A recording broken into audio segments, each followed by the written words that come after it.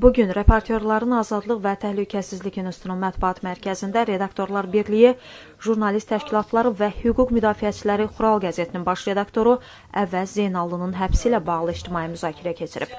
Müzakirələrin mərkəzində Əvəz Zeynallının həbsinin siyasi sifariş olduğu vurğulanıb.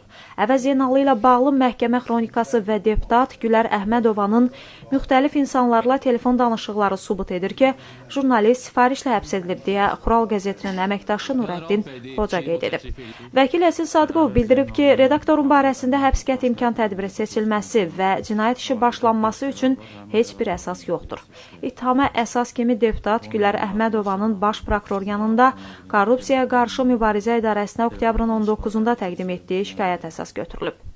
Gülər Əhmədova şikayətinə bir video disk əlavə edib. Güya həmin diskdə Əvəz Zeynallının deputatla danışığı yazılıb. Amma ekspert arayışında deyilir ki, diskdə Əvəz Zeynallının səsi eşidilmir. Eyni zamanda qanunsuz yolla yazılmış hər hansı video və ya audio yazı istintaq üçün sübut ola bilməz.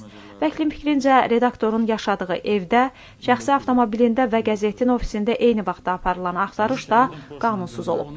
Əvəz Zeynallıya qarşı irəli sürülən ittihamdan qanunsuz axtarışlardan şikayət vermişik deyə o qeyd edib. Axtarış zamanı evimizdə bir neçə gün əvvəl insult keçirmiş atam olub.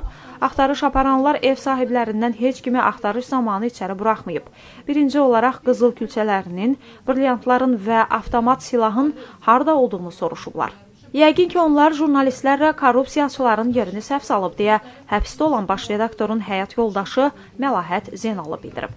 Çıxışlardan o da aydın olub ki, Gülər Əhmədova avqust ayından başlayaraq müxtəlif insanlara zəng edərək Əvəz Zeynallının onun telefonuna cavab verməsini xahiş edib.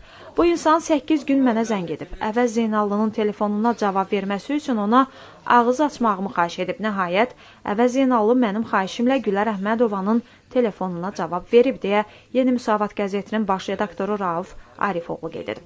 Bəlli olub ki, Gülər Əhmədova 2 dəfə eyni xahişlə Nurəddin Xocaya zəng edib.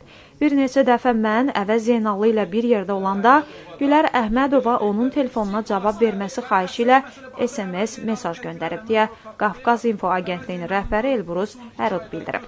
Turan İnformasiya Agentliyinin direktoru Mehman Əliyev jurnalist həmkarlarını araşdırma və faktlara diqqətlə yanaşmağa səsləyib. Redaktorlar, hüquq müdafiəçiləri və jurnalist qurumları Əvəz Zeynallının hüquqlarını birgə fəaliyyətlə müdafiə etməyə barədə razılığa gəlib. Müzakirələrdə Xural qəzetinin kollektivindən xahiş edilib ki, qəzetə və Əvəz Zeynallıya qarşı məhkəmə iddiaları, təzyiqlər və telefon zəngləri ilə bağlı araşdırmaları sistemləşdirib Redaktorlar Birliyinə təqdim etsinlər.